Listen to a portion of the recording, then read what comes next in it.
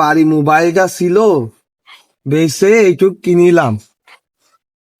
এখন তো শেষ হয়ে যাবে না, দুপুর বেলা কি যে করবা নে, মাথা তো নষ্ট হয়ে যাবে না আমার।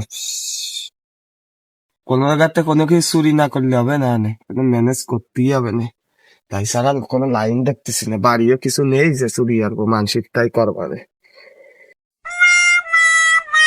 শালার পথের পরে গাড়ি তুই গেল কিনা, মনে হয় ওরাই মনে গাছ কাটতেছে, তাগের গাড়ি মনে হয় নিয়ে কি চলে যাব। মাল তো শেষ হয়ে গেছে, দুপুরেও নেই রাত্রিও নেই। কোনো কায়দায় যদি গাড়িটা যদি পার করতে পারি তাহলে তো 1 মাস খাওয়া যাবে। এখন নিয়ে গেলি তো বেচা যাবে না, নে খোলে মলে রয়ে দিবা, 2 দিন পরেই বেচ পড়ে।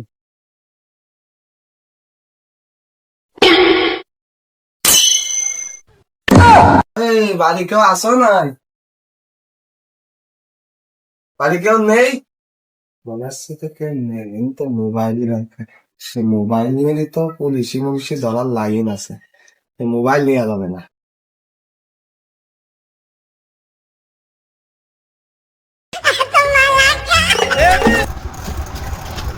কিরে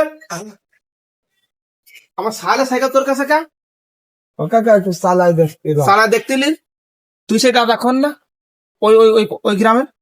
হ্যাঁ ও কাকা একটু চালাই দেখছিলাম। তোর আগে একবার ধরে গেছে না বাজারেতে নেন সাইকেল আপনাকে সাইকেল আমাকে মানে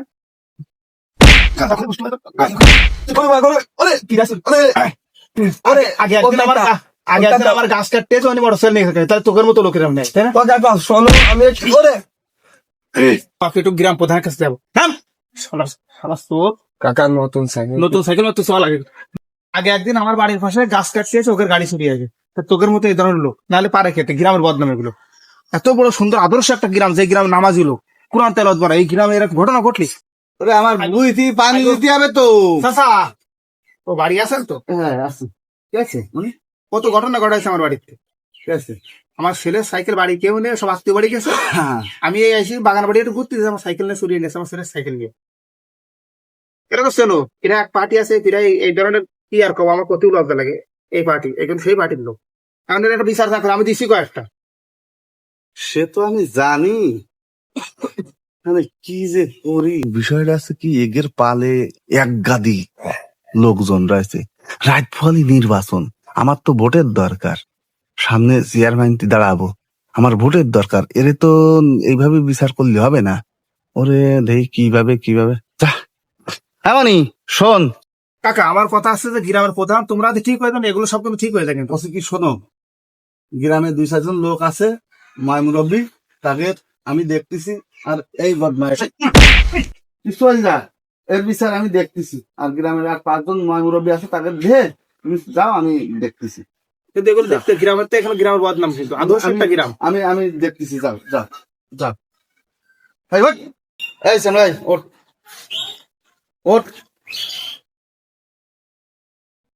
শোন বাপু, তুই আবার তোদের এই যে একটা সঙ্গ আছে, তোরা গাঁজা মদ খাই বেড়াইস, আর এই চুরি ছেঁচড়ামি এগুলো কিন্তু আসলে ঠিক না। কি কইছি বুঝতে পারছি? আমি আগে কি ছিলাম, কি বিচার করেছি সেটা বড় কথা না। কথা আছে কি যে আল্লাহ কিন্তু কারণ ছাড়িয়ে দেয় না, ছাড় দেয়, এটা মনে রাখবি। কথাটা এটা মনে রাখবি। আর সবচেয়ে বড় কথা হচ্ছে তোর যে বিচার আমি করলাম, বিচার তো আমি করতেছি, করেই দিলাম অলরেডি। কিন্তু এই বিচারে তোরা তো ঠান্ডা হবি না, তোকে ঠান্ডা করতে গেলে কঠিন আকারের বিচার করা লাগবে। তা কি তোরা চাস যে আমি কঠিন আকারের বিচার করি? কথা কইস না কেন? ঘটনা আছে কি, আমার এই গ্রামে যদি কোনো জায়গায় একটা অকারেন্স ঘটে, চুরি চাষামি ডাকাতি ছিনতাই, তা সম্পূর্ণ কিন্তু তোরাই দায়ভার নিবি।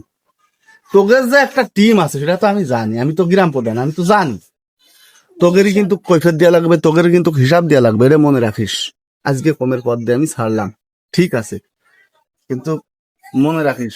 আর ভুলেও যেন এই শয়তানের ধোকায় পড়ে এই পথে আর নামিস না। কর্ম করে খাবি, কর্ম করে খাবি। গায়ে তো মাশাআল্লাহ অনেক আছে, গায়ে পায়ে তো ভালো আছে, শক্তি আছে। কর্ম কর, কর্ম করে খা, চুরি করবি।